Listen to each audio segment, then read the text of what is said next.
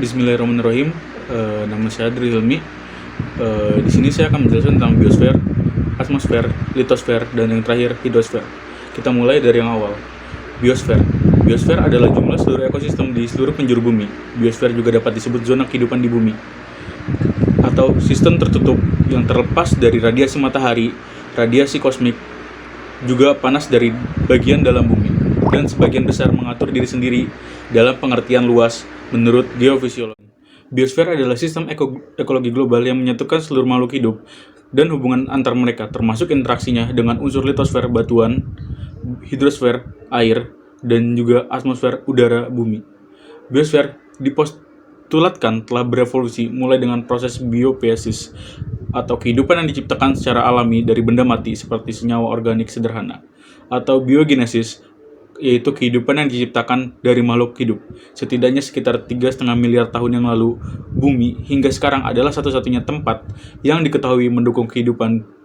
Biosfer dianggap telah berlangsung selama 3,5 miliar tahun dari 4,5 miliar tahun usia di bumi. Baik, selanjutnya kita lanjut yang kedua, yaitu atmosfer. Atmosfer adalah lapisan gas yang melingkupi bumi dari permukaannya sampai jauh di luar angkasa. Ketinggian atmosfer antara ketinggian 0 km di atas permukaan tanah hingga pada ketinggian sekitar 560 km dari atas permukaan bumi. Lalu, susunan atmosfer terdiri dari lapisan yang dibedakan berdasarkan komposisi, reaksi kimia, ionisasi, dan tingkat suhunya.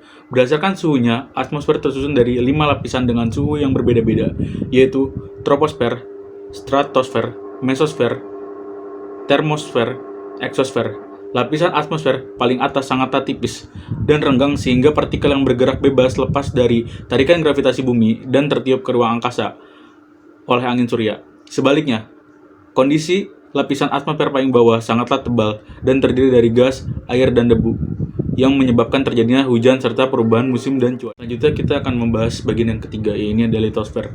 Setelah membahas tentang atmosfer ini, lapisan dan juga susunan udara ini berbanding terbalik dengan atmosfer. Litosfer adalah kerak bumi terluar yang tersusun atas lempeng-lempeng tektonik yang sangat sulit bergerak. Posisi litosfer berada di atas batuan terapung yang relatif mudah bergerak satu sama lain. Ketebalan rata-rata litosfer adalah 100 km. Dengan susunan kerak bumi dan mantel, posisi litosfer berdekatan dengan astenosfer. Litosfer termasuk lapisan kuat yang terletak di atas astenosfer yang lemah. Posisi litosfer membuat litosfer mudah turun ke astenosfer. Penurunan posisi litosfer ke astenosfer dipengaruhi oleh gaya renggang dan gaya tekanan batuan. Kita beranjak ke bagian yang terakhir, yaitu adalah hidrosfer. Hidrosfer adalah lapisan air yang ada di permukaan bumi. Pembentukan hidrosfer berasal dari berbagai sumber air yang ada di bumi. Kata hidrosfer berasal dari kata bahasa Inggris hydrosphere, hydro yang berarti air, dan sphere yang berarti bulatan atau lingkup. Jadi, hidrosfer merupakan lapisan air yang menyelimuti bumi. Hidrosfer di permukaan bumi meliputi danau, sungai, laut, lautan salju atau glacier, air tanah, dan uap air yang terdapat di lapisan. Abiogenesis berbasis kepada teori Oparin-Haldane di mana asal mula kehidupan muncul dari komponen-komponen abiotik yang ada di bumi 3,5 miliar tahun yang lalu, ketika bumi masih sangat panas dan padat dengan zat-zat seperti karbon dioksida dan metana di atmosfernya. Zat-zat ini berpadu dengan cuaca yang sangat ekstrim, memungkinkan komponen-komponen tidak hidup untuk bereaksi dan menciptakan molekul-molekul organik seperti nukleik asid, asam amino, karbohidrat, dan lipid yang menciptakan suatu sel. Abiogenesis menyatakan bahwa kehidupan di bumi berasal dari organisme bersel satu yang kemudian berkembang seiring dengan waktu dan berjalannya evolusi menjadi makhluk-makhluk yang lebih kompleks. Eksperimen Miller-Urey. Eksperimen Miller-Urey adalah eksperimen dua orang ahli kimia asal Amerika, Stanley Miller dan Harold Urey, pada tahun 1953. Teori ini dilakukan guna untuk membuktikan teori Oparin-Haldane. Kedua ahli tersebut mencampurkan air hangat, metana, amonia, dan hidrogen, lalu dialiri muatan listrik untuk mensimulasikan bumi pada masa proterozoik. Setelah seminggu, Miller dan Urey menemukan molekul-molekul organik seperti asam amino di dalam komponen tersebut. membuktikan teori Oparin Haldane. Ada beberapa miskonsepsi dari beberapa orang yang menyamakan abiogenesis dengan spontaneous generation, di mana kehidupan kompleks seperti belatung dan tikus bisa muncul begitu saja jika ada makanan yang ditinggal dengan lama, yang tentu saja tidak mungkin. Miskonsepsi ini pun menjadi alat untuk membantah teori abiogenesis dan menciptakan teori baru, yaitu biogenesis. Biogenesis berbasis kepada 3 teori, yaitu omne vivum ex ovo, semua makhluk hidup berasal dari telur; omne ex vivo, semua telur berasal dari makhluk hidup; dan omne vivum ex vivo, semua hidup berasal dari makhluk hidup. Teori asal mula kehidupan ini dikemukakan oleh Francesco Redi, Lazarus Spallanzani, dan Louis Pasteur melalui hasil percobaan yang mereka lakukan. Francesco Redi membuat percobaan ini dengan memasukkan 2 buah daging ke 2 wadah yang berbeda, satu tertutup dan satu terbuka. Setelah diamati, wadah yang terbuka dihinggapi dengan larva-larva dari lalat yang hinggap pada daging tersebut, sedangkan pada wadah yang tertutup tidak ada lalat yang hinggap kepada daging yang membusuk itu, sehingga tidak ada larva yang muncul pada daging tersebut. Hampir mirip dengan percobaan Francesco Redi, Spallanzani melakukan percobaan dengan kuah kaldu rebusan daging. Satu ditempatkan kepada wadah yang terbuka dan satu kepada wadah yang tertutup. Pada kuah kaldu dengan wadah tertutup, pada kuah kaldu pada wadah yang terbuka, kuah kaldu menjadi keruh dan beraroma busuk, sedangkan kuah kaldu yang berwadah tertutup tetap jernih, dikarenakan tidak ada organisme yang masuk ke dalamnya. Louis Pasteur menyempurnakan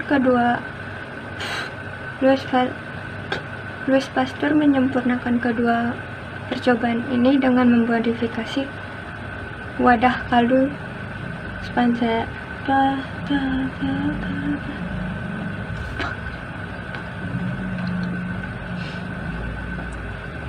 Louis Pasteur menyempurnakan kedua teori ini dengan memodifikasi wadah yang digunakan oleh Spallanzani dengan kuah kaldunya. Wadah tersebut dimodifikasi sehingga memiliki leher panjang, sebagai indikator bahwa masih ada hubungan antara kaldu dengan udara di luar untuk mikroorganisme tetap hidup di dalamnya. Percobaan ini mencoba membuktikan bahwa kehidupan muncul dari kehidupan lainnya, akan tetapi tidak menjelaskan bagaimana kehidupan yang pertama kali muncul, sehingga menciptakan paradoksnya sendiri. Teori kosmozoa pertama kali dikemukakan oleh Richter pada 1865. Dalam teori ini ia menyebutkan bahwa asal mula kehidupan di bumi berasal dari benda-benda angkasa berupa meteorit yang membawa spora-spora yang dinamakan kosmozoan atau panspermia. Spora kosmozoan ini kemudian menyebar di atas permukaan bumi dan berevolusi menjadi makhluk-makhluk kompleks yang kita kenal saat ini. Hingga saat ini, teori kosmozoa belum mempunyai bukti-bukti yang konkret untuk membuktikan kemungkinannya, sehingga teori kosmozoa hanya dianggap sebagai teori konspirasi belaka. Assalamualaikum warahmatullahi wabarakatuh. Nama saya Livia Maharani dari kelompok 3 akan menjelaskan materi keanekaragaman makhluk hidup dan persebarannya bagian ke-3, yaitu keanekaragaman makhluk hidup dan klasifikasi 5 kingdom. Keanekaragaman hayati dapat dijelaskan sebagai suatu keanekaragaman makhluk hidup dalam variasi jenis, gen, dan ekosistem dalam suatu lingkungan.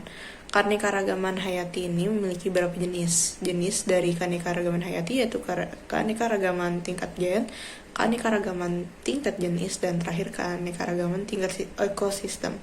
Adapun penjelasan dari masing-masing keanekaragaman tersebut yaitu sebagai berikut. Keanekaragaman tingkat ekosistem ini dapat dijelaskan sebagai keanekaragaman yang terjadi sebagai akibat dari adanya interaksi antara makhluk hidup penyusun suatu daerah dengan lingkungannya.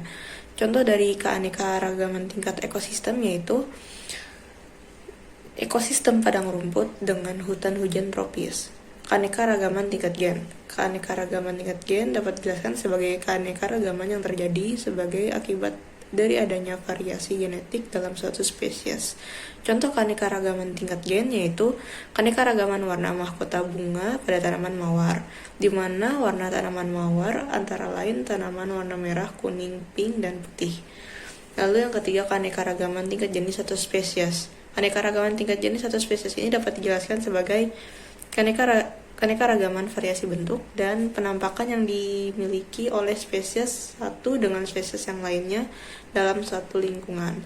Contoh dari keanekaragaman tingkat jenis atau spesies ini yaitu penampakan yang dimiliki oleh sebuah cempedak atau Autocarpus cempedens dan buah nangka atau Artocarpus heterophyllus yang merupakan satu famili. Klasifikasi makhluk hidup. Klasifikasi makhluk hidup merupakan cara untuk mengelompokkan makhluk hidup berdasarkan kesamaan ciri-ciri yang dimilikinya. Melalui pengelompokan, makhluk hidup yang begitu banyak akan dipisahkan menjadi kelompok yang lebih kecil. Ilmu klasifikasi makhluk hidup mulai berkembang ketika seorang ahli biologi asal Swedia, Carlos Linnaeus, mencoba untuk mengelompokkan makhluk hidup menjadi dua kelompok. Linnaeus membagi kelompok makhluk hidup menjadi kelompok hewan dan tumbuhan. Dua kelompok besar tersebut disebut kingdom oleh Linnaeus. Jadi terdapat kingdom animalia atau hewan dan plantae atau tumbuhan. Kemudian Linnaeus membagi lagi menjadi tingkatan yang lebih kecil, yaitu divisi filum, kelas, bangsa, suku, marga, dan jenis. Pengelompokan yang disusun oleh Linnaeus disebut taksa atau takson. Klasifikasi makhluk hidup 5 kingdom yang sering digunakan merupakan cara pengelompokan yang dikemukakan oleh Robert Whittaker pada tahun 1969. Dia membagi makhluk hidup menjadi 5 kelompok besar, yaitu Monera, Protista, jamur, tumbuhan, dan hewan. Kingdom pertama yaitu adalah Kingdom Monera. Makhluk hidup yang termasuk dalam kelompok Monera memiliki ukuran mikroskopis berkisar antara 1-10 mikrometer. Untuk melihatnya dibutuhkan mikroskop yang memiliki pembesaran lebih dari 1000 kali.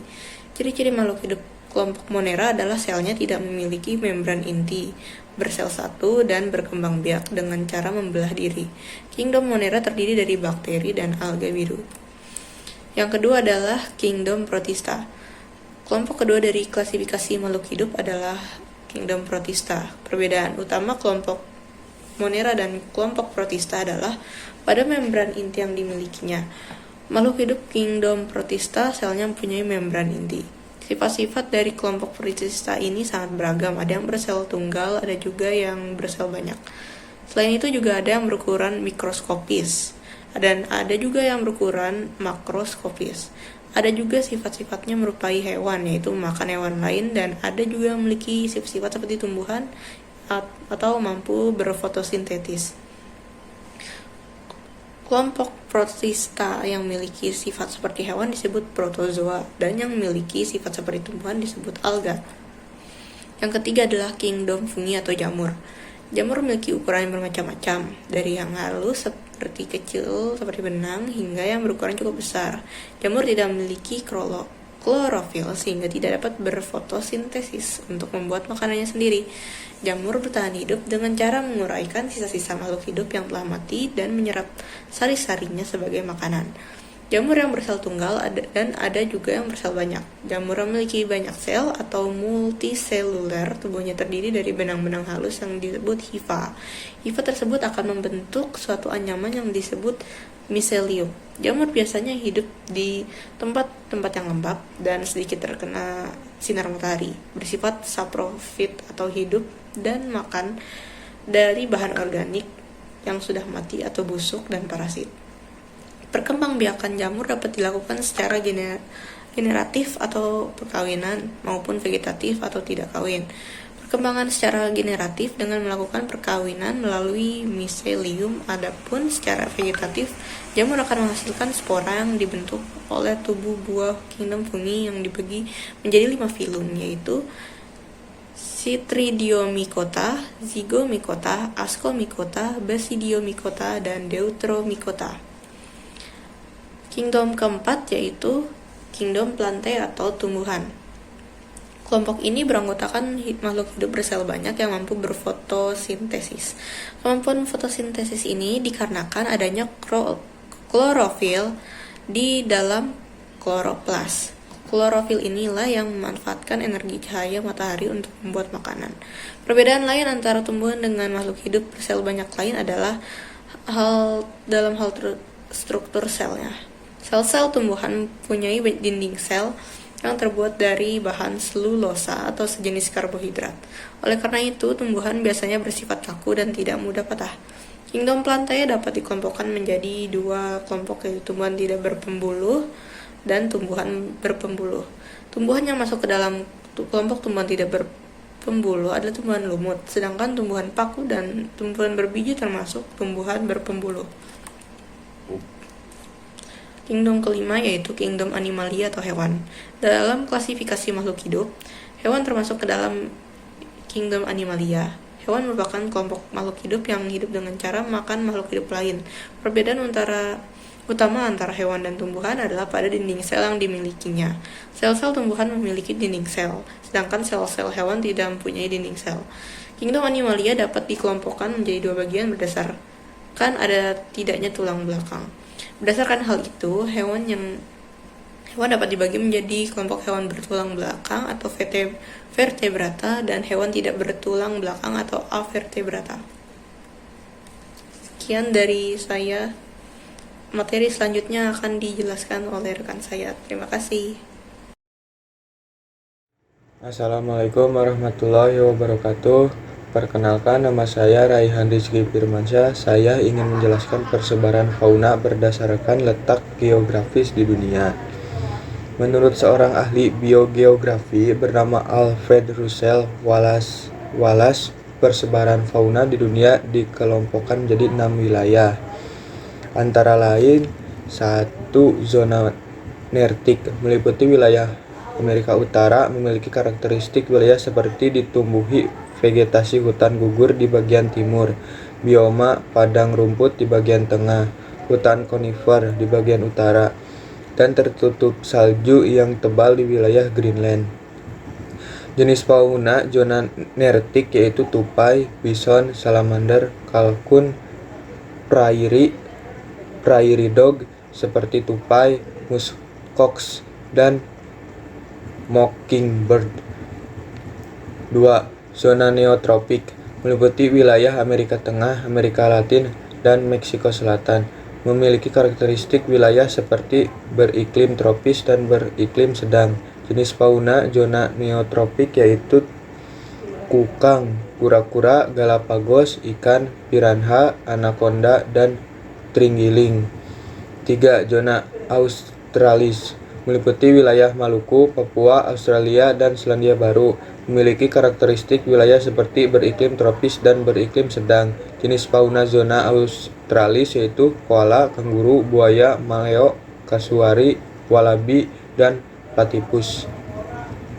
4. Zona oriental meliputi wilayah benua Asia Selatan dan benua Asia Tenggara sampai di garis peralihan yang memisahkan Pulau Sulawesi dan Pulau Maluku. Memiliki karakteristik wilayah seperti beriklim tropis dengan curah hujan yang tinggi.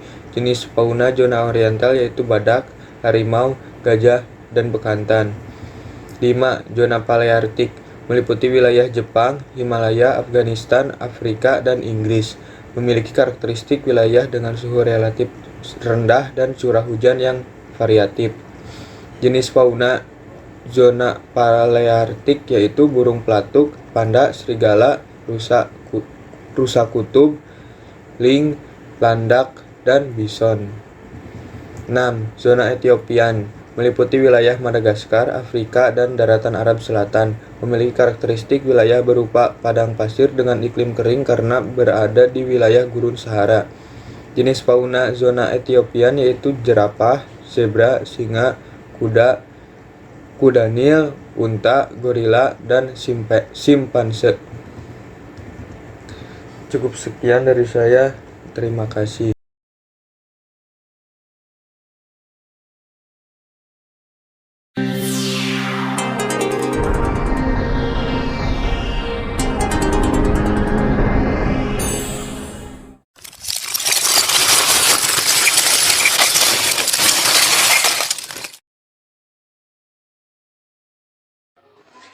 Assalamualaikum warahmatullahi wabarakatuh. Jumpa lagi dengan saya Restu Agus Prapsila. Di video kali ini saya mau membahas tentang materi biosfer atau dinamika biosfer dan dampaknya dalam kehidupan sehari-hari. Apa saja yang akan kita bahas pada pertemuan kali ini? Yang pertama adalah pengertian, dan yang kedua adalah faktor-faktor penyebab persebaran makhluk hidup. Simak video saya sampai selesai, semangat belajar, jangan sampai kelewatan.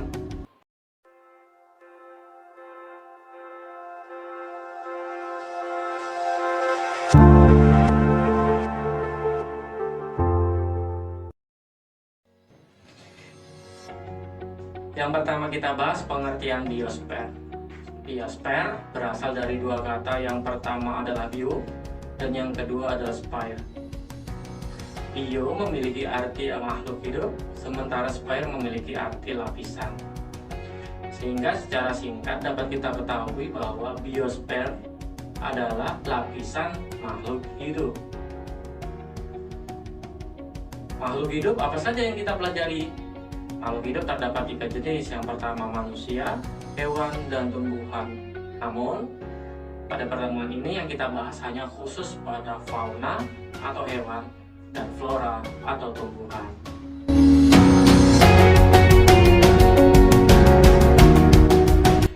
Persebaran makhluk hidup di muka bumi ini tidak merata.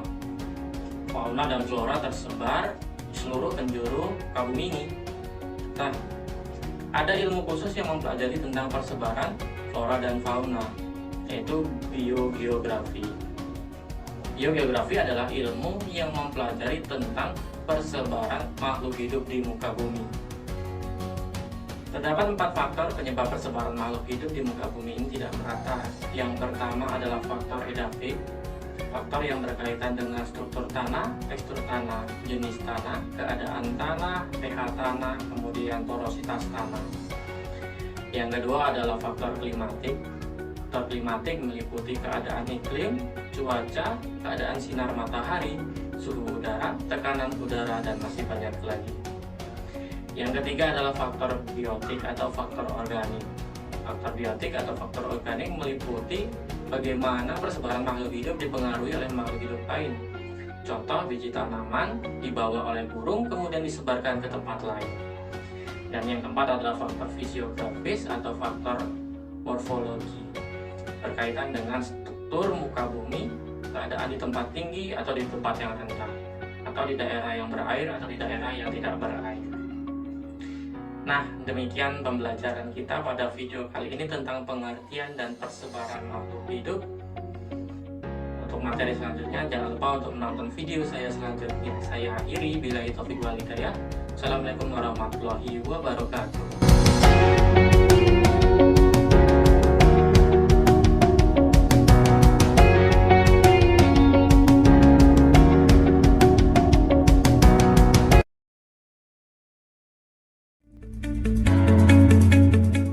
Hai, Assalamualaikum warahmatullahi wabarakatuh. Ketemu lagi dengan saya, Weti Dwiningsih.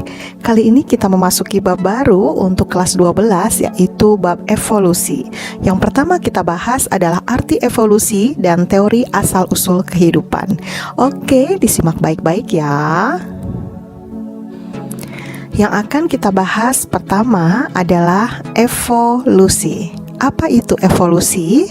Evolusi adalah berubah secara perlahan-lahan. Evolusi adalah semua perubahan yang terjadi di muka bumi sejak awal mula sejarah bumi sampai menimbulkan kehidupan dan keanekaragaman makhluk hidup. Nah, sekarang kita akan membahas tentang teori asal-usul kehidupan. Teori asal-usul kehidupan dibagi menjadi 3. Yang pertama adalah teori abiogenesis, yang kedua adalah teori biogenesis, dan yang ketiga adalah teori evolusi kimia biologi. Yang akan kita bahas pertama adalah teori abiogenesis. A itu artinya tidak, bio artinya hidup. Jadi, abiogenesis merupakan teori di mana makhluk hidup berasal dari benda mati atau tak hidup. Tokohnya adalah sama-sama depannya A ya, Abiogenesis Aristoteles. Pendukungnya adalah John Needham. Coba kalian perhatikan gambar ya. Teori abiogenesis oleh Aristoteles, sepotong daging yang busuk muncul larva lalat. Aristoteles berkesimpulan bahwa larva lalat tersebut berasal dari daging yang busuk. Teori Needham memanaskan kaldu dalam labu namun tidak sampai mendidih, ternyata penuh dengan mikroba. Nah, selanjutnya yang menentang teori abiogenesis adalah teori biogenesis. Bio itu artinya hidup. Jadi, makhluk hidup berasal dari makhluk hidup sebelumnya. Tokohnya yang pertama adalah Lazzaro Spallanzani 1729 sampai 1799. Lazzaro melakukan percobaan dengan air kaldu. Yang pertama adalah dipanaskan, kemudian setelah itu yang satu terbuka dan yang satu tertutup. Ternyata di labu yang terbuka penuh dengan mikroba. Jadi kesimpulannya adalah pada tabung yang terbuka terdapat kehidupan berasal dari udara atau mikroorganisme. Sedangkan pada tabung yang tertutup tidak terdapat kehidupan. Hal ini membuktikan bahwa kehidupan bukan dari air kaldu. Nah, kemudian tokoh biogenesis yang kedua adalah Francisco Redi. Dia melakukan percobaan dengan daging, sekerat daging yang satu dibiarkan terbuka dan yang satu tertutup oleh kasa dan wadah yang tertutup. Ternyata larva atau kehidupan bukan berasal dari daging yang membusuk, tetapi berasal dari lalat yang dapat masuk ke dalam tabung dan bertelur pada keratan daging sehingga terbentuk belatung. Tokoh yang ketiga adalah Louis Pasteur. Louis Pasteur ini menyempurnakan percobaan dari Lazzaro Spallanzani karena Louis Pasteur ini mengadakan percobaan dengan labu yang penutupnya berbentuk leher angsa bertujuan untuk membuktikan bahwa mikroorganisme terdapat di udara bersama dengan debu. Nah, bisa dilihat ya percobaannya. Yang pertama adalah air kaldu yang dipanaskan. Kemudian setelah dibiarkan terbuka, ternyata air kaldu tetap bersih, tetap jernih, tidak ada mikroorganisme. Tetapi pada saat labunya dimiringkan, maka menjadi keruh. Jadi terdapat mikroorganisme dan mempunyai semboyan omne vivum ex ovo, omne ovum ex vivo, omne vivum ex vivo. Jadi kehidupan berasal dari kehidupan sebelumnya. Kemudian ada teori evolusi kimia. Tokohnya adalah seorang dosen bernama Harold Urey bersama dengan mahasiswanya Stanley Miller. Urey berpendapat bahwa kehidupan dimulai dari atmosfer yang kaya molekul CH4, metana, NH3, amoniak, H2O, uap air, dan H2 hidrogen. Karena adanya loncatan listrik akibat halilintar dari sinar kosmis, terjadinya asam amino yang merupakan awal kehidupan. Nah, ini adalah alat peraga yang digunakan oleh Stanley Miller untuk membuktikan teori dari Urey. Nah, di situ air dipanaskan, kemudian ada panas dengan tegangan tinggi 11.000 volt, maka kemudian dengan pendingin maka akan terbentuk tetesan-tetesan embun, dan tetesan-tetesan inilah yang diperkirakan sebagai asam amino sebagai awal dari kehidupan. Selanjutnya ada teori evolusi biologi yang dikemukakan oleh Oparin yang meneruskan teori dari evolusi kimia Harold Urey bahwa kehidupan pertama terjadi di cekungan pantai yang bahan-bahannya dari lautan yang biasa disebut sebagai adanya subpurba. Oke, demikian tadi materi tentang arti evolusi dan teori asal-usul kehidupan. Selanjutnya kita akan membicarakan tentang teori evolusi. Jangan lupa like dan subscribe ya. Terima kasih. Wassalamualaikum warahmatullahi wabarakatuh.